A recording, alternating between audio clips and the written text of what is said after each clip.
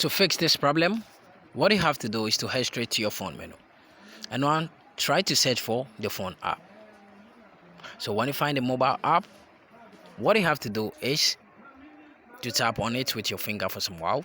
Tap on application details. Now tap on notifications. Make sure the show notification is to go on. Now go back, tap on storage and cache, clear the cache. Then tap on the force stop, then you tap on OK.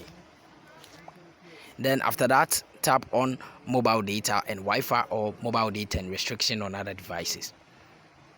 So after that, what you have to do is to go to Google Play Store.